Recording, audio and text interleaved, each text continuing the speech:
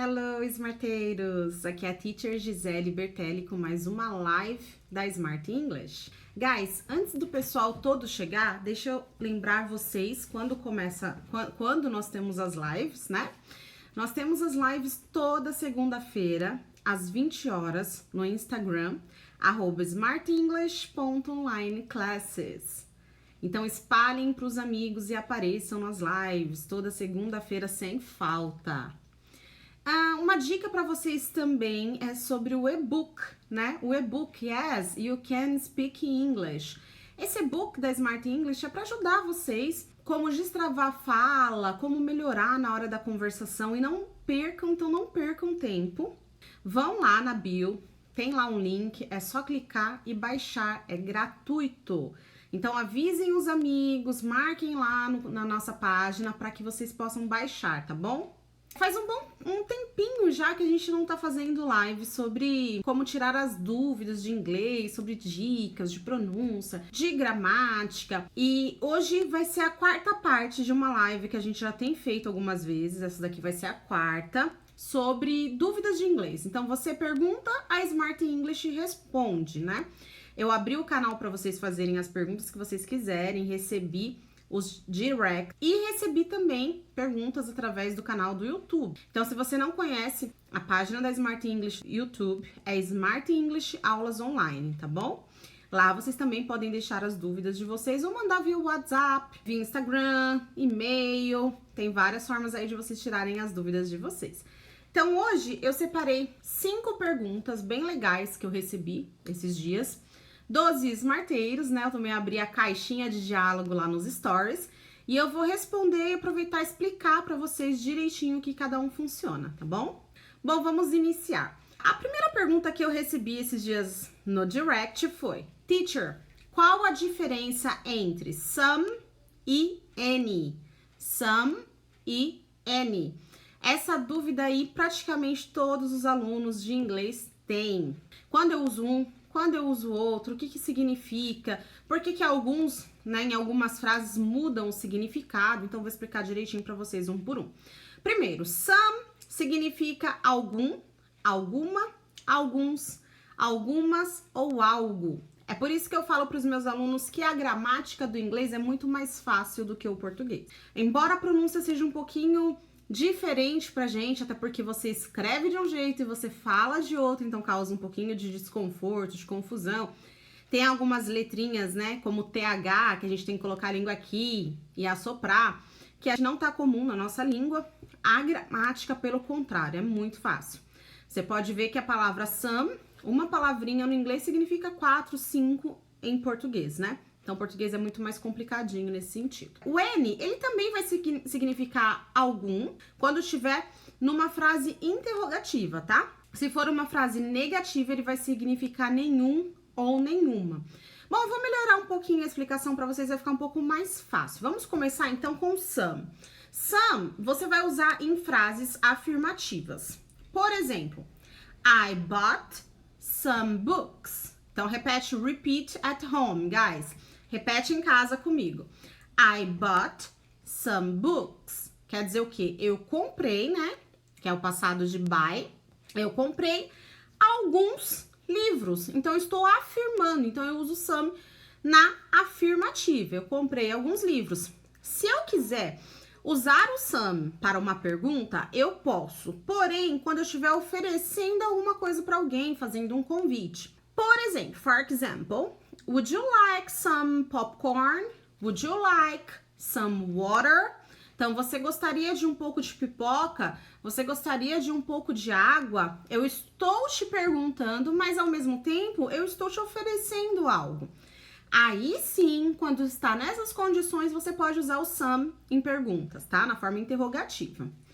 Se não, você vai usar na interrogativa o any. E aí ele vai significar algum, alguma, alguns, algumas. Por exemplo, do you have an idea? Do you have any idea? O que eu tô perguntando? Você tem alguma ideia, né? Você tem alguma ideia? É uma pergunta, eu não estou te oferecendo nada, portanto, eu tenho que usar o N quando for nesse caso, nesses tipos de pergunta, tá? Não posso usar o some. E o N usado em negativas. Se você usar o N em negativas, ele não vai significar some, ele vai significar nenhum, nenhuma. For example, she doesn't have any friends. She doesn't have any friends. Quer dizer, ela não tem nenhum amigo. Tá vendo que o sentido já mudou, né? Agora é nenhum, ela não tem nenhum amigo. Tá, teacher, mas eu já vi N em frases afirmativas. Sim, tá? Dá pra usar em frases afirmativas. Porém, quando você utilizar o N em frases afirmativas, ele vai mudar o significado e vai se tornar qualquer ou quaisquer. Vou dar um exemplo aqui pra vocês. I eat any cake. I eat any cake. Eu como qualquer bolo. Ou então, I eat anything. I eat anything. Quer dizer, eu como qualquer coisa. Viu como mudou? Já dá um outro sentido. Aí sim você vai usar o N em afirmativa, tá? Então, eu espero que vocês tenham já tirado as dúvidas aí de quando usar N e quando usar some. E essa regrinha vai valer para anything e something. É a mesma coisa, tá? A mesma regra. Bom, a segunda pergunta foi: quando devo usar o it? It é um pronome neutro. É conhecido como pronome neutro por quê? Porque muitas vezes você não vai traduzi-lo, mas você vai precisar usar quando você estiver falando de objetos, animais, fenômenos da natureza ou coisas. Como assim, teacher? Bom, vamos exemplificar aqui melhor para vocês, ó. Os pronomes são eu, você, tu, ele, ela, nós, vós, vocês e eles, né? Em português, você chama as coisas de ele ou ela. Então, ela, a garrafa. No inglês, esse ela aqui, ele tem um pronome específico porque isso aqui é um objeto. Então, a gente vai chamar de it, que é ela, a garrafa. Se for ela, uma pessoa, uma moça, nós vamos chamar de she. Como isso daqui não é uma pessoa, eu vou chamar de it, tá? Ela. E a gente tem que lembrar que no inglês, antes dos verbos, nós temos que colocar o pronome, guys. Sempre coloquem o pronome. Você tem que indicar sobre quem você tá falando. Então, quando você for falar sobre o tempo, os animais, as coisas, você tem que usar o it. É diferente do português que eu posso falar assim: trabalhei muito hoje, trabalhei. No inglês, não. Eu tenho que dizer eu trabalhei muito hoje. Então, tem que dizer quem. E aí, quando vocês forem falar, igual eu falei, dos objetos, dos fenômenos da natureza, coisas e tal, situações, vocês vão usar o it, tá? E algumas vezes vocês não vão traduzi-lo. For example, it's raining a lot. It's raining a lot. Está chovendo muito. Alguma coisa tá chovendo. A nuvem tá caindo lá do céu. Ele lá tá chovendo muito. Então, você não vai traduzir, porque no português nós não colocamos esse pronome. Porém, você tem que mostrar de quem que você tá falando. Por isso, nós chamamos de neutro, porque você não vai traduzir nesse sentido. It's raining man, aleluia. É isso aí, Mel. Então, tem a musiquinha, né? It's raining man. Está chovendo homem, aleluia. É a mesma coisa. It likes to sleep all day long. It likes to sleep all day long. Ele gosta de dormir o dia inteiro. Quem gosta de dormir o dia inteiro? Ele. Só que é ele um ser humano, um rapaz, uma pessoa, um homem? Não. É ele, o cachorro, o gato, a galinha, o papagaio, enfim. É um animal. Eu sei que é um animal porque eu usei o it. I don't like it. I don't like it. Eu não gosto. Eu simplesmente falei, eu não gosto. Eu não preciso traduzir como eu não gosto disso. Mas eu tô dizendo que é de alguma coisa. Eu não gosto de alguma coisa. Então, eu tenho que dizer de quem que eu não gosto. Então, esse it vai ficar no final pra eu dizer que tem alguém, ó. Tem uma pessoa, tem um pronome, tá? Pode ser eu não gosto dele, do cachorro. I don't like it. Ou eu não gosto, sei lá, maçã. I don't like it. Não gosto dela, não gosto da maçã, tá bom? Então, vamos continuar. A próxima pergunta, number 3, pergunta número 3 é... Teacher, essa foi bem um pouquinho confusa pra entender, mas eu entendi a ideia. Por que o inglês inverte a qualidade e as pessoas? Porque ele troca de lugar. E aí eu entendi a pergunta sendo assim. Por que troca quando tem a ordem na frase, por exemplo? Na verdade, o inglês, ele inverte a ordem dos adjetivos quando estão acompanhando um substantivo. A pergunta é essa. Por que troca, né? Quando troca? Bom, para entender, primeiro vocês têm que saber exatamente o que é um adjetivo e o que é um substantivo, né? Não adianta eu falar, inverte a ordem toda vez que você tiver um adjetivo acompanhando um substantivo, você não saber o que é isso, não fizer ideia do que é isso. Então, vamos lá um pouquinho rapidinho de português. Adjetivo é o que dá uma qualidade, o que qualifica uma coisa. Qualidade não é exatamente uma coisa boa, tá, gente? Qualidade. A palavra qualidade pode ser ruim também, tá? Ela pode ser positiva ou negativa. Então, por exemplo, ele qualifica algo, ele fala algo sobre alguma coisa. Então, grande, pequeno, lindo, feio, novo, velho, estreito, azul, amarelo, inteligente, quadrado, tudo isso é a qualidade de alguém ou de alguma coisa. Então, a gente chama isso de adjetivo, tá? Substantivo é o nome de tudo que existe. Tudo que existe tem um nome, e esse nome é o substantivo. Por exemplo, a garrafa, a cadeira, a mesa, o computador, o tablet, a pessoa, né, a Maria, o João, tudo isso é substantivo, é o nome, é o que nomeia as coisas. Então, eu tenho aqui um substantivo e um adjetivo. Por exemplo, I have a big house. I have a big house. Eu tenho uma casa grande. Quando que eu inverto, então? Casa grande. Em português, eu falo casa grande. No inglês, eu vou falar grande casa. O adjetivo sempre vai vir antes. É essa inversão que o Smarteiro me mandou na pergunta que tinha essa dúvida, né? Quanto que a gente troca? É somente nesse sentido, tá? Então, ao invés de eu falar, se eu fosse traduzir ao pé da letra do português para o inglês, eu falaria I have a house big, casa grande, e não grande casa, tá? Mas essa ordem estaria incorreta no inglês. Então, eu tenho que falar primeiro o adjetivo que é big, grande, e o substantivo vem depois que é house. Então, ó, um adjetivo tá qualificando a casa, não é uma casa qualquer, é uma casa grande. Então, I have a big house. Toda vez que você tiver uma qualidade para alguma coisa, você vai inverter, vai trocar de lugar, ok?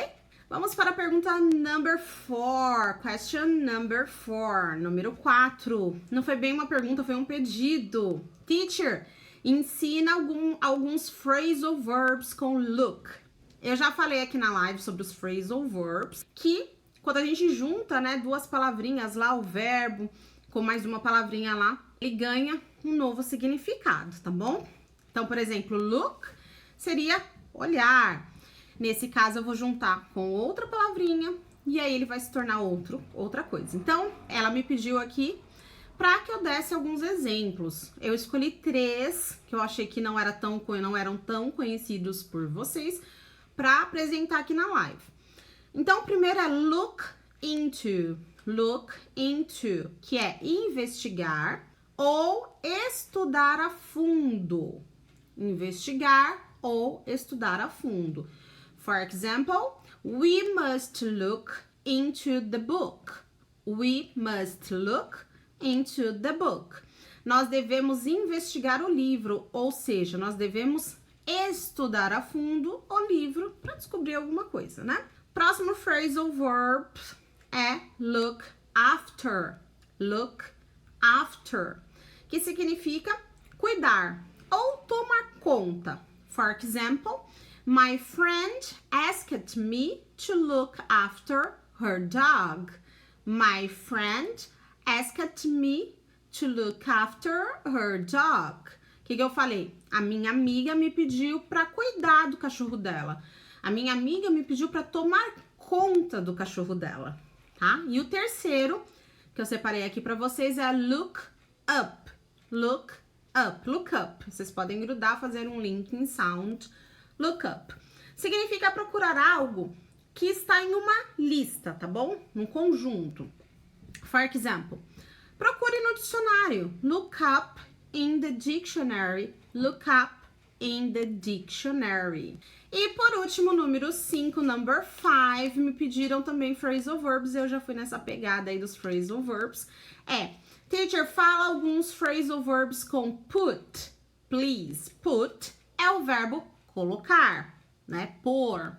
Só que quando ele tá num phrasal verb, ele ganha um novo significado. Então, de novo, eu separei 3 aqui bem legais pra vocês, acredito que sejam novos pra vocês, novidade aí. Vamos dar uma olhadinha. Put down. Put somebody down. Então, somebody é alguém. Você vai colocar ali no meio, tá? Do phrasal verb. Que significa criticar alguém. For example, my mom puts me down all the time. My mom puts me down all the time. Quer dizer, a minha mãe me critica o tempo todo. Então, put somebody down. Você vai falar put, vai colocar a pessoa no meio, my mom, my father, she. Vai colocar quem você quiser ali, my friend, he, my boyfriend. E aí você vai colocar o down, tá bom? Segundo, put up with. Put up with. Só que aí no finalzinho você também vai colocar something, somebody, que é suportar. E aí você vai complementar alguma coisa, alguém, tá? Put up with. E aí você completa. Pode ser alguma coisa, pode ser alguém. Então, for example, I can't put up my neighbors. I can't put up my neighbors. Eu não posso, eu não consigo suportar os meus vizinhos. Legal. E por último, put something together. Pay attention. Put something together. Ou seja, você vai usar o put. Aí você vai colocar a coisa, que é o something, aqui no meio, que você vai falar de algo. E aí o together, que quer dizer montar ou juntar as peças de algo. Vamos dizer que você tá lá montando um quebra-cabeça e você quer falar, é difícil montar isso. It's hard to put these together. It's hard to put these together. Esse this é o quebra-cabeça, é o puzzle, ok? Alright, guys! Muito bom! Gostei muito da presença de vocês aqui. A live vai ficar salva mais 24 horas aqui no Insta, então enviem pros amigos de vocês, marca lá o pessoal para assistir, tá bom? E eu volto na semana que vem, segunda-feira, às 20 horas, com mais uma live da Smart English. See you guys! Bye!